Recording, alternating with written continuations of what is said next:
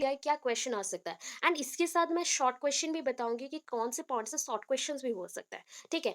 तो question is, discuss Ausubel's learning theory in details. ठीक है, डिटेल्स में क्या डिस्कस करना है, ऑसुबल्स का लर्निंग थ्योरी। देखो सारे थ्योरीज का नाम अलग अलग है। ठीक है, जस्ट लाइक ग्लेसर्स बेसिक मॉडल, तो बेसिक टर्म कहीं पे और यूज नहीं हुआ, उनके साथ ही हुआ है, तो ऐसे याद करोगे छोटे छोटे पॉइंट्स जो है उसी से आपका करेक्शन होगा। अच्छा, नेक्स्ट देखो, discuss Ausubel's learning theory in details. So first of all you have to write learning teachings, meaning, definition and characteristics. ठीक है, इतना तो आप लिख सकते हैं।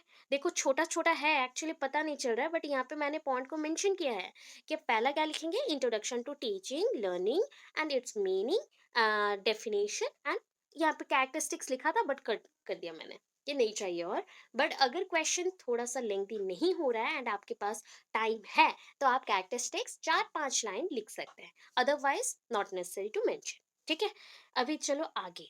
तो ये जो ऑसबल है इनका पूरा नाम क्या होगा?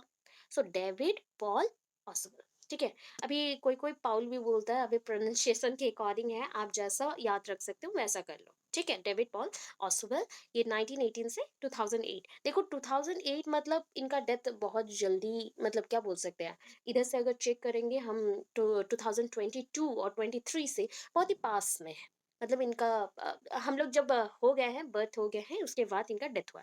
दैट मीन्स ये हमारे टाइम का ही है। ठीक है, डेविड पॉल ऑसवेल, उनका थ्योरीज हम जान पाएंगे क्या है एक्चुअली। सो अमेरिकन साइकोलॉजिस्ट है, जैसे जर्मन साइकोलॉजिस्ट। ठीक है, स्वीडन साइकोलॉजिस्ट, ऐसा होता था, रिसर्चर होता था, तो यहाँ पे इनका नाम में क्या मेंशन हो गया, अमेरिकन साइकोलॉजिस्ट। इनका बर्थ कहाँ पे हुआ है, न्यूयॉर्क में। हो गया। He was influenced by teaching of Jean पियाजे। देखो जीन पियाजे से और कौन इन्फ्लुएंस्ड हुआ था, हमारा ब्रूनर। ठीक है, ब्रूनर भी हमारे जीन पियाजे से इम्प्रेस्ड हो गए थे।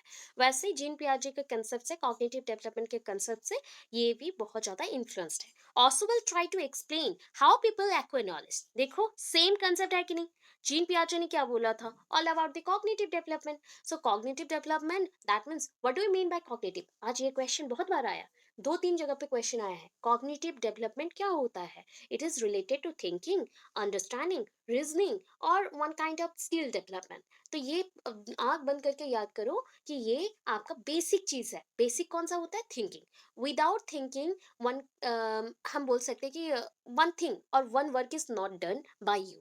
अगर आप कोई भी वर्क डन कर रहे हो, सो वो बिना सोचे आप परफॉर्म नहीं कर सकते। कोई भी एक काम बोल लो, आपका दिमाग अगर काम नहीं कर रहा है तो आप उसको परफॉर्म नहीं कर सकते। हो गया। सो यहाँ पे बोल सकते हैं कि ये भी ऑसवेल क्या ट्राई कर रहे हैं कि लोग, people, how people acquire knowledge, कैसे नॉलेज को एक्सेप्ट करते हैं, कैसे ज्ञान को लेते हैं। ठीक है, so he is advanced a theory, उन्होंने एक थ्योरी बनाया एंड उसका नाम दे दिया क्या, दैट इज, हम बोल सकते हैं contrasted meaningful learning from rote learning theory. तो इनकी थ्योरी का पूरा नाम होता है ऑसवेल्स लर्निंग थ्योरी।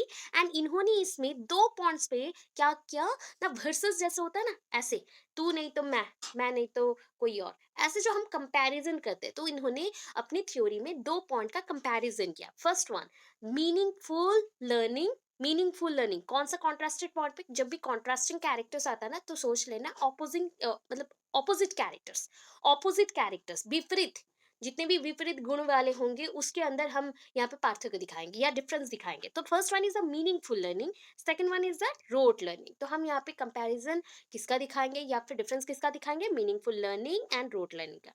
तो ऑसोबल्स का जो कंसेप्ट है वो देखो, अभी किस पे मेंशन है, अभी डिफरेंस पे मेंशन है, ज्यादा पॉइंट मेंशन नहीं है, आपको सिर्फ जानना है कि मीनिंगफुल लर्निंग क्या होता है एंड रोट लर्निंग क्या होता है।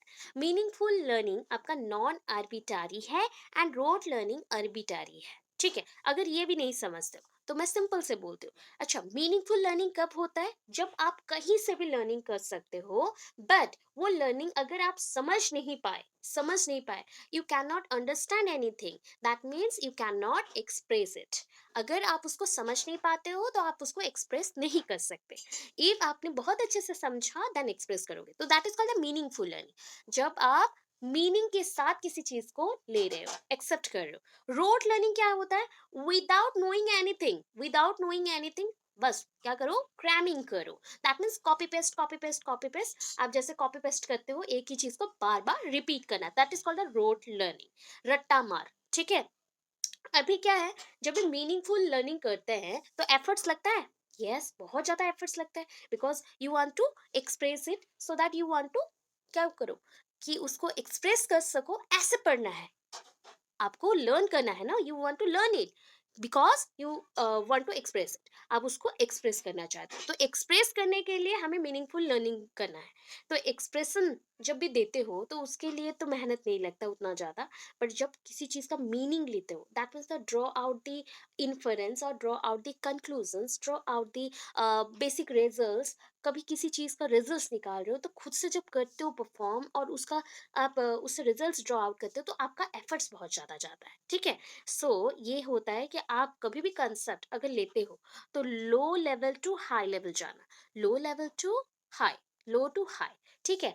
व्हेन यू फेस ये new concept, when you face a new concept, first you take a step from the low level, then after that you put your high level step. So आप क्या करोगे, पहले तो आप लो लेवल का ले लिए, देन आप हाई लेवल का लोगे। कभी भी हाई लेवल से लो को मत आना, तो कुछ सीखने को नहीं मिलेगा। ठीक है। तो एफर्ट्स तो बहुत जाएगा। बट यहाँ पे अगर रोट लर्निंग का देखते हैं, सो यहाँ पे नॉट रिक्वायर्ड, एफर्ट्स ही नहीं चाहिए, कुछ नहीं चाहिए। रट्टा मार रहे हो ना, क्या चाहिए, नहीं चाहिए। Experience is needed. आपके मीनिंगफुल लर्निंग के लिए एक्सपीरियंस चाहिए। देखो, कोई कोई टीचर होते हैं ना, 10 साल पढ़ाने के बाद पूरा दिमाग में बुक ही छप जाता है। That means that is a practice. उसको एक्सपीरियंस गेन करने के लिए, किसी चीज को एक्सप्रेस करने के लिए, मतलब विदाउट एनी हेजिटेशन, मैं अगर आपको कुछ भी एक्सप्रेस करती हूँ, that means I need some experience. उसको मुझे जीना पड़ेगा, उसको मुझे लेना पड़ेगा अपने अंदर, तो एक्सपीरियंस मुझे चाहिए। तो experience is needed but not required. Rote learning में कोई एक्सपीरियंस नहीं चाहिए, इतना सिर्फ लिखा गया है दो वर्ड्स को समझने के लिए। अभी देखो next, Ausubel's theory has a following focal points. अभी अगर वर्ड आ गया फोकल, तो ये फोकल पॉइंट का मतलब हो गया फोकस, फोकस वर्ड से आया है। आप चाहो तो दूसरे वर्ड्स भी यूज कर सकते हो, जितना इजी हो एंड डेफिनाइट वे में जितना वर्ड्स यूज कर सको बेटर है। तो ऑसुबल्स थ्योरी के जितने भी एस्पेक्ट हो वो देखो। पहले आपको क्या पता है कि learning new knowledge relies on already known. अच्छा, आपको कोई नॉलेज लेना है, that is a new knowledge. आपको नया कुछ ज्ञान लेना है, न्यू नॉलेज लेना है। सो आपके पास पहले से कुछ अगर उसके रिलेटेड कंसेप्ट का ज्ञान होगा, नॉलेज होगा, सो आपको इजी होगा ना, सो आपको इजी होगा। सो इसलिए बोला गया लर्निंग ऑफ न्यू नॉलेज। जब भी नया नॉलेज ले रहे हो, ये किस पे बेस्ड करता है, जो ऑलरेडी आप जानते हो, जिस चीज का नॉलेज ऑलरेडी है उसी से लिंक्ड अगर नया कुछ चीज लेते हो वो इजी हो जाता है। After that next point is meaningful learning, हो गया। नंबर 3 में इसका है advance organiser, advance organiser. Number 4 में आता है motivation theory, motivation theory. Number 5 में आता है सब समसन, सब समसन थ्योरी, ऑसुबल्स लर्निंग मॉडल। बोलो, इतने सारे पॉइंट्स को उन्होंने अपनी थ्योरी में मेंशन किया है। अभी फटाफट से एक के बाद एक चलेंगे। Learning of new knowledge relies on already known, ये तो समझ ही आ रहा है पूरा, कि ऑसुबल बिलीव करते थे अगर न्यू नॉलेज आपको लेना ही है तो ये पहले से जो एग्जिस्ट कर रहा है आपके माइंड पे जो नॉलेज, उसी के बेस्ड होगा। That means you constructed your new knowledge based on the old one, based on the old one. So आपके पास जो पुराना ओल्ड ऑब्जर्वेशंस होगा, ऑब्जर्वेशंस और एक्सपीरियंस होगा या नॉलेज होगा, उसी के ऊपर आप नया नॉलेज को बनाते हो। हो गया।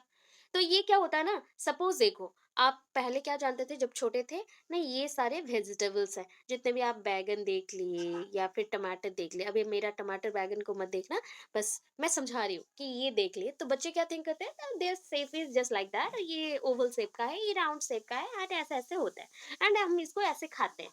But they don't know how to cook और how to add some salts to it, और मसाले कैसे डालें या क्या करें, उनको कुछ नहीं पता। जैसे जैसे वो बड़े होंगे तो वो उसी जो वेजिटेबल्स है उसी के बेस्ड पे आइडिया लगाएंगे, हाँ मदर ने शायद ये मसाले डाले थे, ये चीज किया था, तो इसका टेस्ट ऐसे होगा। तो देखो, न्यू नॉलेज जब भी उनको लेना है या एक्सेप्ट करना है, तो ओल्ड जो कंसेप्ट उनके माइंड में है related to this subject matter और रिलेटेड टू दिस टॉपिक, वो इजीली कैरी कर पाता है। तो ये चीज था आपका learning of new knowledge relies on already known. जो चीज पहले से है आपके पास उसी के बेस्ड पे आप न्यू नॉलेज को बनाओगे। अभी देखो नेक्स्ट पॉइंट है मीनिंगफुल लर्निंग। मीनिंगफुल लर्निंग में तो इतना समझाया। तो आप कैसे मूव करेंगे कि लो टू हाई मूव करेंगे, दैट मीन्स हमें हायर कंसेप्ट को ही अपने माइंड पे रखना है, बट हम धीरे धीरे मूव करेंगे। तो ML must relate new knowledge. आपका जो नया नॉलेज है उसको हायर कंसेप्ट के साथ जोड़ना चाहता है। It is required to build new knowledge structure. Sorry. ये हमें क्यों चाहिए ना, ये हमें चाहिए कि न्यू नॉलेज का अगर हम स्ट्रक्चर या सेप प्रोवाइड करना चाहते हैं तो उसलिए हमें क्या चाहिए, हायर कंसेप्ट के साथ इसको लिंक करना पड़ेगा। After that advance organiser. अच्छा, एडवांस ऑर्गेनाइजर क्या होता है? Do you know about this scaffolding और जेडपीडी? रिमेम्बर है? आपको याद है अभी? जेडपीडी प्रीवियस क्लास में मैंने वाइगोट्स्की का कंसेप्ट में पढ़ाया था। ZPD what is the full form? फटाफट बोलो। What is the full form of ZPD? Zone proximal development. That means under the supervision of any adult or under the guidance of any adult, you can perform one task. आप कोई भी एक task को complete कर सकते हो किसी के सुपरविजन में, कोई भी एडल्ट और एक्सपीरियंस पर्सन के सुपरविजन में। That is called zone of proximal development. Scaffolding also that type of thing where we connect our old knowledge with the new one. ठीक है। देखो यहाँ पे कोई सुपरविजन या फिर कोई एक पर्सन नहीं चाहिए। यहाँ पे क्या है, जैसे आप न्यू नॉलेज ले रहे हो तो न्यू नॉलेज के साथ ओल्ड नॉलेज को भी आप क्या कर रहे हो, कनेक्ट कर रहे हो। तो देखो मैंने स्प्रिंग बना डाला पूरा। तो एक मैं देती हूँ ऐसे, देखो सपोज ये न्यू नॉलेज है, सो मैं ओल्ड के लिए दूसरा कलर यूज करती हूँ, तो that one is the old one. तो दोनों को हमने कनेक्ट किया, तो ये होता है स्कार्फ होल्डिंग। तो advance organizers can be verbal phrases और एक ग्राफिक। एडवांस ऑर्गेनाइजर को हमने वर्बल फ्रेज बोला या ग्राफिक बोला। ये हमें प्रोवाइड करता है कि हम कितना नॉलेज को ले रहे हैं, कितने ग्राफ में क्रिएट कर सकते हो, जोड़ सकते हो, लिंक कर सकते हो न्यू आइडियाज और मटेरियल्स के साथ। So its act as a way to help students link their ideas with the new material और द न्यू कंसेप्ट। सो आपके पास जो प्रेजेंट है उसी चीज को आप जोड़ के न्यू न्यू चीजों के साथ लिंक करोगे। आफ्टर दैट न्यू कंसेप्ट को इजीली समझ लोगे। Advanced organizer. Actually, the advanced organizer is designed to provide what cognitive psychologists call mental scaffolding to learn new information. वही सेम चीज है, सिर्फ नाम बदल दिया गया कि एडवांस ऑर्गेनाइजर। एडवांस ऑर्गेनाइजर आपको तैयार करता है एडवांस में। सोच लो, एडवांस में इजीली याद करने के लिए जो बोल रही हूँ माइंड में रखना कि एडवांस ऑर्गेनाइजर क्या होता है ना, आपको एडवांसली प्रिपेयर करवाता है, रेडी करवाता है कि आपके पास जब भी न्यू नॉलेज आए, आपके पास जब भी न्यू नॉलेज आए आप उसके साथ कनेक्ट कर सको। ठीक है। तो ये होता है एडवांस ऑर्गेनाइजर। देखो आपको मैंने बोला जितना बढ़िया डायग्राम कर सकते हो स्पीड में उतना करना। बढ़िया डायग्राम समझ लो, अभी सर्कल बना लो या क्लाउड बना लो। मैंने यहाँ पे चूहा बना डाला। तो जो भी, एंड ये चूहा बनाना बहुत इजी है, जिनको आता है वो भी बता दो। यहाँ पे ऐसे करना है, एम बना दो, देन भी बना दो, देन ऐसे नंबर 2 लिख दो एंड 1 2 3 4, बस खत्म। ऐसे हो गया, बस चूहा हमारा बन गया। अभी यहाँ पे जो भी कंसेप्ट लिखना है लिख सकते हो। तो ऐसे है डिफरेंट टाइप ऑफ डायग्राम। देखो डायग्राम का भी प्रैक्टिस करवा दी। आगे बढ़ते हैं। Motivation theory. ठीक है। Ausubel's learning theory also attaches great importance to students motivation। अच्छा, अगर आपको याद होगा तो हमने बात किया था ऑल अबाउट द रिवार्ड्स और रीइंफोर्समेंट। अगर आपको याद है कि रिवार्ड्स और रीइंफोर्समेंट बहुत इंपॉर्टेंट होते हैं बच्चों की गाइडेंस के लिए, मोटिवेशन के लिए और आगे के लिए, आगे जाने के लिए। ये जो मोटिवेशन थ्योरी है, ये भी ऑसुबल्स ने बोला, इसका इंपॉर्टेंस भी बहुत ज्यादा है। बच्चों को मोटिवेशन मिलना चाहिए। when they are motivated, they are very quick in response and they actively performing everything। ठीक है। जब हम बहुत ज्यादा मोटिवेटेड रहते हैं ना, जिस दिन देखना घर पे कुछ अच्छा चीज हो रहा है and that is your liking, liking topic और द लाइकिंग सब्जेक्ट्स और liking work, so you did it well, very well, आप उसको बहुत अच्छे से परफॉर्म करते हो। राइट। तो वही चीज है कि सोच लो साइमल्टेनियसली आप क्या करते हो, बहुत सारी चीजें सोच रहे हो, फिर भी आपका लाइकिंग थिंग हो रहा है तो आप बहुत अच्छा करते हो। तो it is mainly influence the, क्या करता है, प्रैक्टिकल ओरिएंटेड वर्क्स। प्रैक्टिकल, जो चीज रियलिटी में हो रहा है, जो चीज सच्चाई में हो रहा है, तो वो चीज को आप बहुत ज्यादा अच्छे से करना स्टार्ट करते हो। सो इससे क्या होगा, which leads to students all round development to participate at different resource work or research work, and thus teacher must be play important role as a facilitator and motivate the students knowledge। देखो, अगर आप बहुत active हो गए, आपको motivation मिल गया and you are very active now, आपको मैं कोई भी टास्क दूं, वो अगर ऑनलाइन टास्क हो के ऑफलाइन टास्क होता, तो यू आर वेरी एक्टिव ना, सो आप उसको बहुत अच्छे से परफॉर्म करते, राइट। जैसे किसी का अगर मतलब उसको डांस में बहुत एनर्जेटिक फील करती है या फिर फील करता है, सो उसको वो टास्क दे दो, वो बहुत अच्छा करेगा। किसी को कुकिंग पसंद है तो वो बहुत अच्छा करेगा उसमें, या बहुत अच्छा करेगी। तो ये चीज़ है, जब भी आपको लाइकिंग कोई थिंग मिलता है या मोटिवेशन मिल जाता है कहीं से, सो आप उस चीज़ को बहुत ही एनर्जेटिक वे में परफॉर्म करते हैं। एंड इसमें किसका रोल इंपॉर्टेंट है, इसमें आपका टीचर का रोल बहुत इंपॉर्टेंट होता है, because teacher act as a facilitator. Facilitator का मतलब क्या है, जो फैसिलिटीज प्रोवाइड करता है, जो फैसिलिटीज प्रोवाइड करता है, ठीक है, अपॉर्चुनिटीज जो देता है, तो इसको हम अपॉर्चुनिटी गिवर भी बोल सकते हैं। अभी देखो नेक्स्ट पॉइंट हमारा क्या आता है, सबसम्सन थ्योरी। ठीक है, सबसम्सन थ्योरी क्या होता है? Subsums means to incorporate new material into one's cognitive structure। देखो सेम कंसेप्ट है, इसका कंसेप्ट एक ही है कि हमें पुराने नॉलेज के साथ नए मटेरियल को, नए आइडियाज को जोड़ना है, इतना। सिर्फ नाम अलग अलग है, दैट इज एक्सक्यूज मी, अभी नाम अलग अलग है। जैसे कि मुझे एक एलिमेंट चाहिए तो उसका नाम मैंने एडवांस ऑर्गेनाइजर दे दिया, और कहीं पे मुझे मोटिवेशन थ्योरी चाहिए, बिकॉज मोटिवेशन इसका ही एक पार्ट है, एक एलिमेंट है, तो उसको मैंने रख लिया। कहीं पे मुझे टीचर का रोल प्ले करना है तो टीचर को मैंने रख लिया। वैसे मैंने यहाँ पे सब्सटेंशन थ्योरी रख दिया, जिसके थ्रू हम न्यू जो मटेरियल्स हैं या न्यू जो आइडियाज होंगे, किसी के ओल्ड कॉग्निटिव स्ट्रक्चर में डाल सकते हैं। जैसे कि मेरे पास ऑलरेडी कॉग्निटिव आइडियाज होंगे, बिकॉज मैं थिंक करती हूँ, मैं अरेंज करती हूँ, मैं ऑर्गेनाइज करती हूँ एवरीथिंग्स को, सो मेरे पास कोई एक कॉग्निटिव आइडियाज तो होंगे। अभी इसी कॉग्निटिव आइडियाज और स्ट्रक्चर में मैंने क्या किया, न्यू मटेरियल जितने भी मेरे पास है जो कि दूसरे वर्ड के लिए है, उसको भी ऐड कर दिया, तो दैट इज कॉल्ड सबसम्सन। तो अभी आपको अगर याद नहीं रह रहा है, तो इसमें मेनली मेंशन एक वर्ड है सम। सम मतलब क्या, जोड़ना।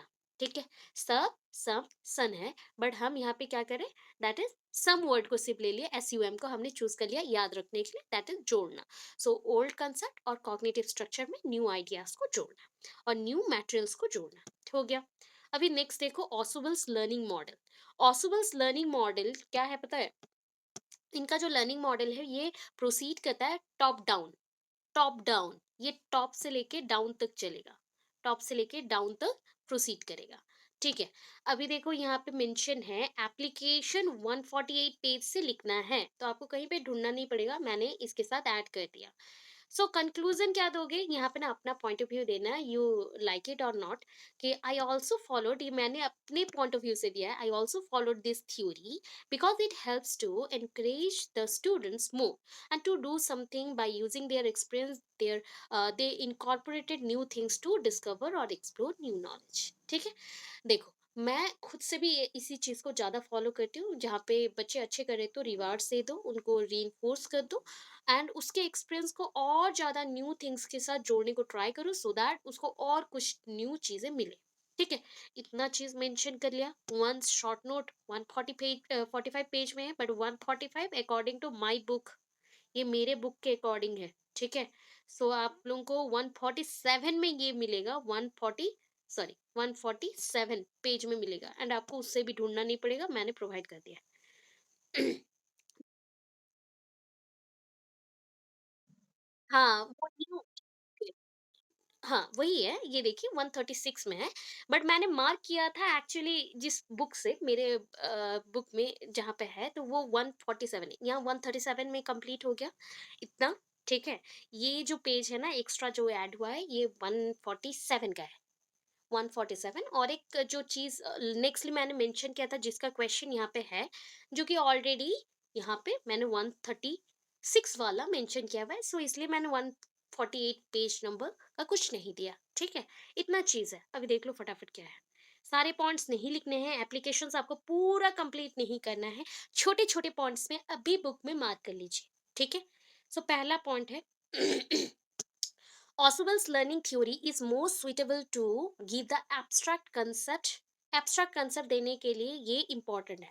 अच्छा, जब भी एब्स्ट्रैक्ट का बात होता है तो बिखरा हुआ याद रखना, बिखरा हुआ, ठीक है। जनरल अगर बोल दूं ओवरऑल आइडिया, एब्स्ट्रैक्ट बोल दूं पर्टिकुलर एक पॉइंट तक पहुंचना। आपको याद होगा डिडक्शन प्रोसेस और डाइवर्जेंट कंसेप्ट, ठीक है। डाइवर्जेंट तो सबको याद है, एक प्रॉब्लम का मेनी सॉल्यूशंस, ठीक है ना, डाइवर्जेंट। वैसे ही चीज है यहाँ पे, अगर जनरल से आपको स्पेसिफिक तक पहुंचना है, छोटे छोटे पॉइंट बट डिटेल्ड वन, छोटे छोटे point but detailed one, that is called abstract. पूरे चीज का एक एब्स्ट्रैक्ट निकालो, कम पॉइंट्स लिखना है बट डिटेल लिखना है, सब कुछ लिखना है, इसमें मेंशन करना है। तो that is called Ausubel's learning theory, कि आपको नॉलेज होना चाहिए, पर्टिकुलर चीज का नॉलेज होना चाहिए, कंबाइन करोगे गुड थिंग्स को, गुड आइडियाज को, गुड मटेरियल्स को एट ए टाइम एंड उसको रिप्रेजेंट करोगे। Ausubel indicates number 2, Ausubel indicates that his theory applies to reception. Reception को एक्सपोजिटोरी बोला जाता है, ठीक है। And learning in school settings, मतलब आप बोल सकते हो कि स्कूल सेटिंग्स में, स्कूल सेटिंग मतलब स्कूल एनवायरनमेंट के विद इन, तो स्कूल इंस्टीट्यूशन और स्कूल जो भी एरियाज है उसके विद इन जब बच्चे रहते हैं तो वो क्या करते हैं, टीचर से क्या करते हैं, रिसीव करते हैं, ऑलवेज इंफॉर्मेशन को रिसीव करते हैं। तो he distinguishes reception learning from the rote learning and discovery learning. तो उन्होंने क्या किया, ये reception learning is also known as a meaningful learning.